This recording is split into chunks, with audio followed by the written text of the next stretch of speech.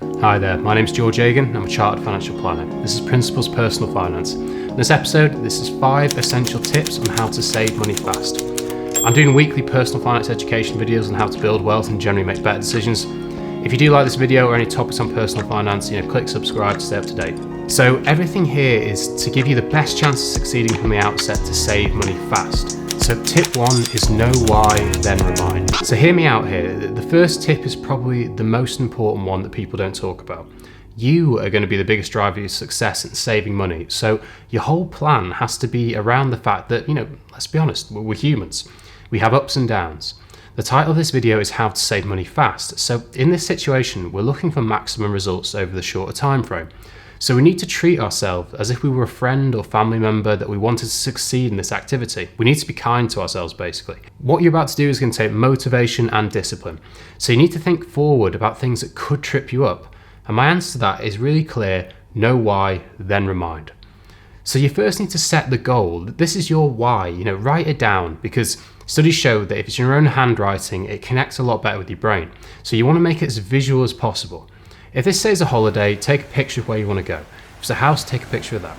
Make the intention very clear. Okay, great. So now you're motivated like you've just been listening to 2 hours of Tony Robbins. This is about priming yourself. It's about putting yourself in the state where your mind and body will respond accordingly. Now you need to put into place the remind aspect.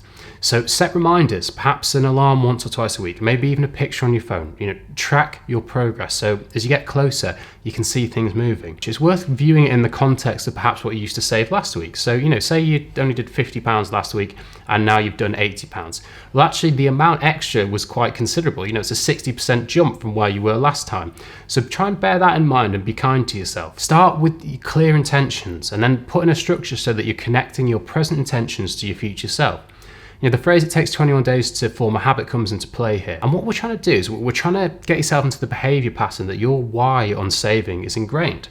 And if it starts to link how you see yourself, if you can do that, that is more powerful than all these other tips combined. So tip 2, pay yourself first. I mentioned this one in the 3 golden rules of personal finance, but it's because it works. As soon as you get paid if possible, you need to separate what you can save from your everyday spending. How I do it personally is simply by having a savings account in my bank which holds my savings, and then a current account for my everyday spending. You will need to assess your expenditure when doing this so you know roughly what you can save, and then just make it easy and remove that money you have from your everyday spends when you get paid and just forget about it being something you've got to work with. It is just mental accounting, but it's also sort of a promise to yourself, and if you separated that money, it doesn't mean that you can't take it back out if times get tough. Of course you can. But the easier you make it for yourself, the more likely you are to succeed. So see your future self and your goal as one of your biggest commitments. You'll need to check the position obviously with your bank and make sure there's no extra fees, but most don't charge. So do your own research in that area, and if it's appropriate, that separation tactic can be one of the best and easiest ways to increase your success. Re-examine your bills. So Martin Lewis very much has the best content in this area, but it would be wrong of me to not mention money saving without factoring this in. One of the best quick wins you can get is by just being brutal on your bills.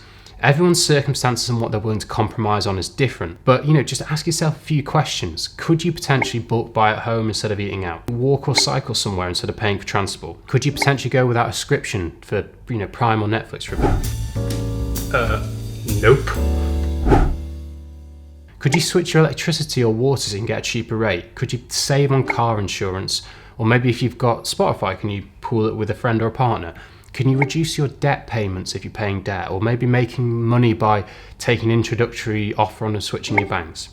Chances are you'll lose half a day in doing this, but it can be one of the quickest and easiest ways to save money. And look, there's a reason why Money Saving Expert is so popular. So tip 4 is automate your savings. So what we're trying to do here is to remove the resistance that will be in place. So this is just a case of once you've examined your bills, make sure that you automate any saving. So once you've been paid, set up an automatic payment to your chosen savings account. Or if that's too much at once, automate weekly payments. Now, obviously, you need to check and do your research as there's no bank charge in doing this. But assuming that isn't the case, the idea is the easier you make it for yourself to save, the more likely you are to follow through on it, then compared to when having to prompt yourself to do it. You want the whole money saving process ideally to run like a well-oiled machine, which is going to make it easier for you to stick to your goal. So tip 5 is uncover your hidden valuables. So the final one again is a quick win. Chances are that most of us have got things that we probably haven't used in ages that we might potentially be able to sell on. Well, if money's tight, this could be a really good time to take a good hard look at them and see if there's any value that you can uncover. There are tons of options to sell things out there, from things like eBay, Amazon, Gumtree, where you can sell things online, and there's also lots of stuff on YouTube for channels who specialize in this. But this is basically just an easy way of boosting your income that can apply to lots of us and help add up slightly to where we want to be. So they're the 5 essential tips. And at the end, your results may look like this. Ideally the goal would be achieved, and say 60% was through saving and paying yourself first. Maybe another 20% is just by reducing your household bills. And then finally, maybe the final 20% you are selling some hidden valuables. Then, the final one to say is just to trust the process. Depending on your goal, it might not be possible to do this quickly, and you might not even see results immediately. But that's all right. Progress is an achievement, and at the bare minimum, you are doing something really positive in establishing good habits with your finances. So thanks very much for watching. This has been Principles Personal Finance. If you did like this video, it'd be great if you could click the like button. I'll see you next week.